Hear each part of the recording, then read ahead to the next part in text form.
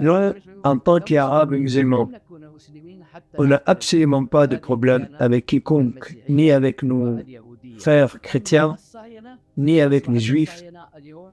Notre problème, c'est avec le sionisme, cette idéologie politique. Aujourd'hui, il y a des sionistes juifs, il y a des sionistes chrétiens, mais il y a aussi des sionistes musulmans.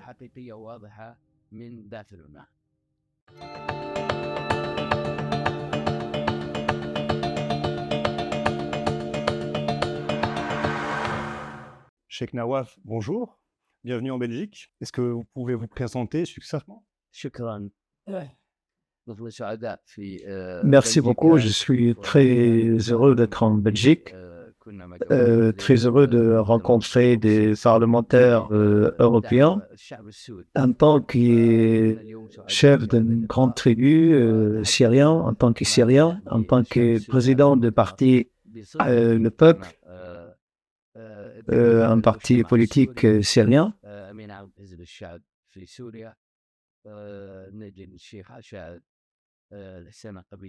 Et bien entendu, tout ça, c'est pour défendre les intérêts de mon peuple, le peuple syrien, et surtout contre ce loi qu'on appelle la loi César, qui étouffe le peuple syrien. Pouvez-vous nous en dire un petit peu plus sur votre parcours, d'où vous venez, donc de la Syrie? Tout au début, bien entendu, je suis né dans une famille où on a l'habitude de jouer un rôle dans la société parce que nous sommes des chefs de tribu et de père en fils. Et cela nous a donné une responsabilité très lourde depuis toujours. Mais lorsque la guerre a éclaté en Syrie en 2011, notre responsabilité s'est transformée. Il n'est plus uniquement une responsabilité par rapport à notre région ou par rapport à nos amis ou notre famille. Notre responsabilité elle est devenue nationale dans toute la Syrie. Et ça nous a donné l'obligation et le devoir de parler au nom de tous les peuples syriens parce que la souffrance des peuples syriens n'est pas uniquement dans ma famille ou dans ma tribu, c'est dans toute la Syrie. Vous êtes venu aujourd'hui en Belgique. Est-ce que vous pouvez nous en dire un peu plus sur l'entretien que vous avez eu au Parlement européen aujourd'hui? La visite que j'ai faite aujourd'hui au Parlement européen s'inscrit dans le cadre de plusieurs rencontres, en fait, que le Parlement européen a l'habitude de recevoir toujours les opposants syriens qui vivent à l'étranger, qui vivent en Europe, qui sont naturellement contre le gouvernement syrien.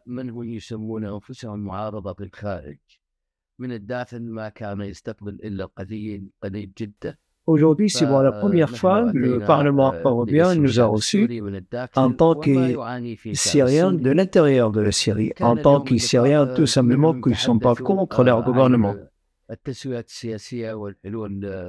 Et mon intervention a été extrêmement importante aujourd'hui car j'ai mis le point sur les i, en disant qu'aujourd'hui, ce n'est pas le moment de continuer à jouer sur la souffrance du peuple syrien.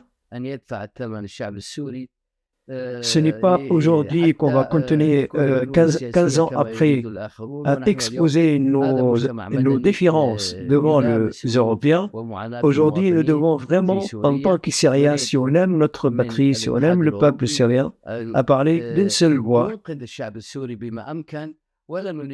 pour gérer, pour trouver une solution de la souffrance du peuple syrien et pas venir juste devant le Parlement européen pour faire des procès de gouvernement syrien.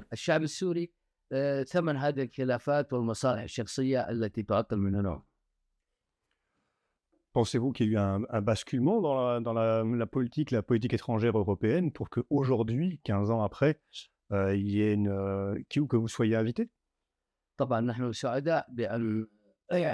Et bien entendu, ma première lecture, elle est positive. Et surtout, j'aimerais quand même apporter une clarification. Les Européens, c'est pas un seul pays, il y a plusieurs pays européens. Le degré de leur implication n'est pas la même.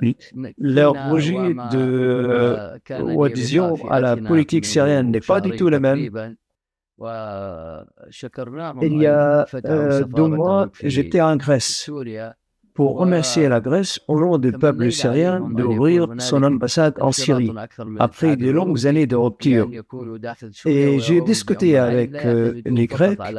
Je les ai incités à revenir en Syrie avec tous les pays européens pour que les Européens voient avec leurs propres yeux ce qui se passe en Syrie. Il ne faut plus qu'ils comptent uniquement sur des rapports fabriqués ou préfabriqués par des services de renseignement et surtout par les Américains. Les Américains, ils veulent toujours fermer les yeux des Européens, empêcher les Européens de jouer leur rôle. Donc, bien entendu, je ne peux que lire positivement cette initiative que le Parlement européen nous invite aujourd'hui à discuter avec eux en tant que Syriens de l'intérieur de la Syrie et pas de l'extérieur.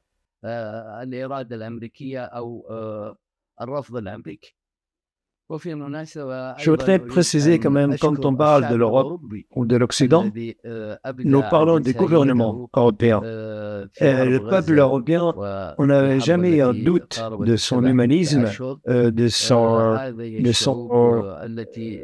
amitié avec la cause arabe la plus centrale, c'est la cause palestinienne.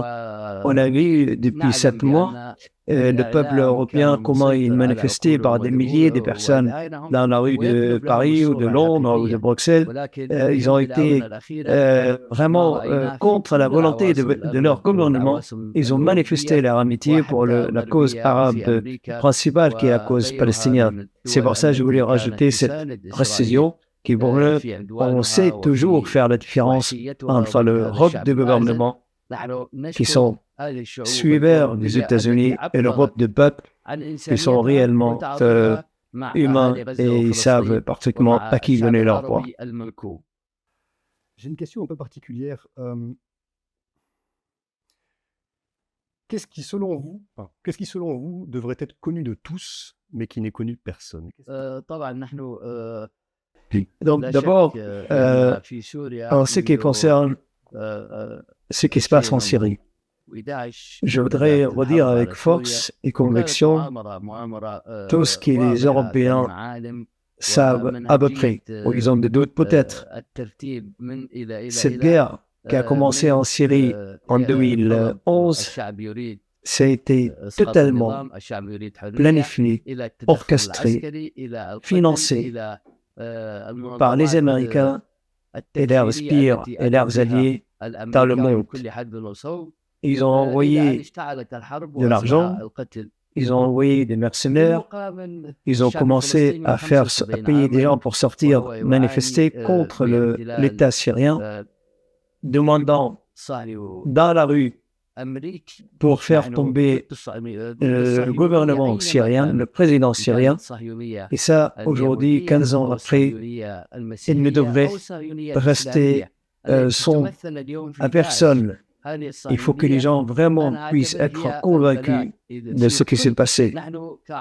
En ce qui concerne l'affaire du peuple palestinien, le monde entier a vu ce qu'ils font les sionistes à Gaza et en Palestine. Nous, en tant qu'Arabes musulmans, on n'a absolument pas de problème avec quiconque, ni avec nos frères chrétiens, ni avec les juifs. Notre problème, c'est avec le sionisme, cette idéologie politique. Aujourd'hui, il y a des sionistes juifs, il y a des sionistes chrétiens, mais il y a aussi des sionistes musulmans. Il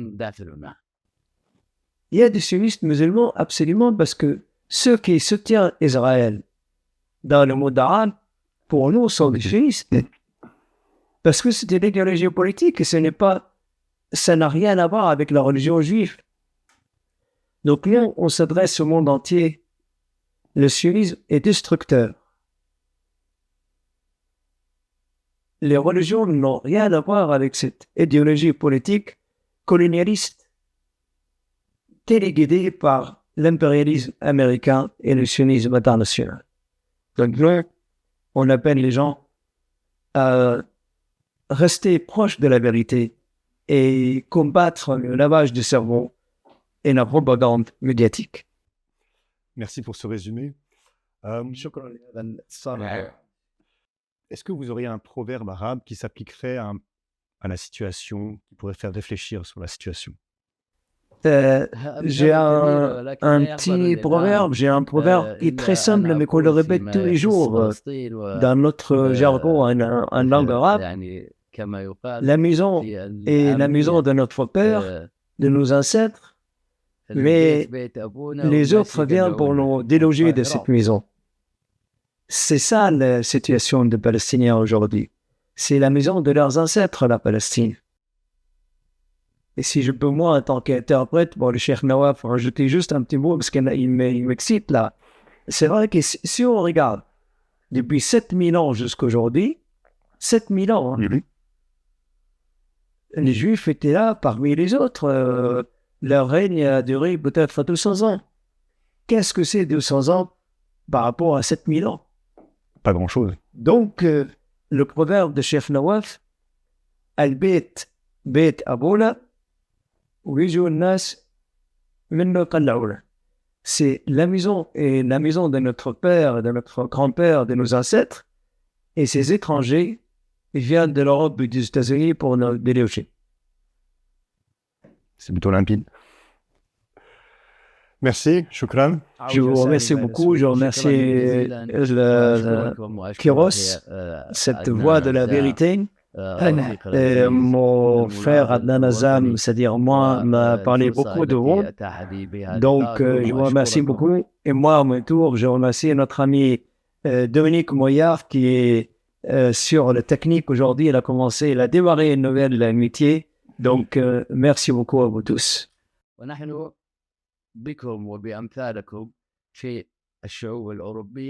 C'est à travers des gens comme vous, habités par l'humanisme, qu'on peut espérer que ces portes entre nous vont s'ouvrir à nouveau.